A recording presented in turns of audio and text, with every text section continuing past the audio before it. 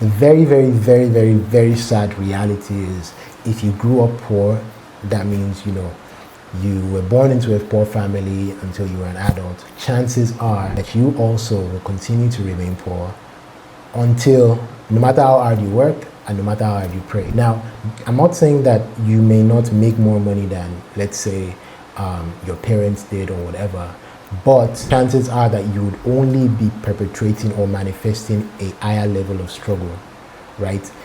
And it comes down to certain things. It comes down to how you think, and it comes down to how you make decisions. Number one is like decision to follow the path most trodden, like, hey, this is what everybody's doing, so let me do it as well, because I have seen that it is proven that this works.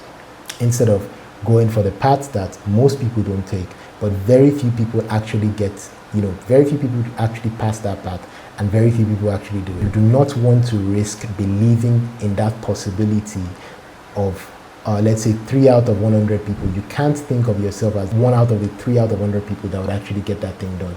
You rather go to the place where 90 out of 100 people actually get it done.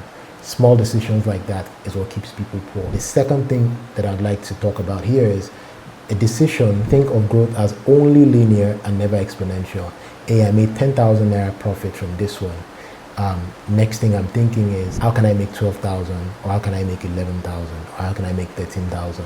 Never thinking, hey, what can I do, right, to make sure that my profits is now at 100,000. Always thinking that growth can at maximum be 2x instead of possibly thinking about 10x. Now, it's not anybody's fault, the family they're born into, but if you want to break out of that pattern, it means you have to basically overhaul all the way you think. Number one, overall the kind of people you hang around with and the places that you go, because the only thing that would actually shatter that way of thinking is feeding your eyes, your ears, your senses with a higher and better way, thinking the way that they think, making the norms of the wealthy your norms.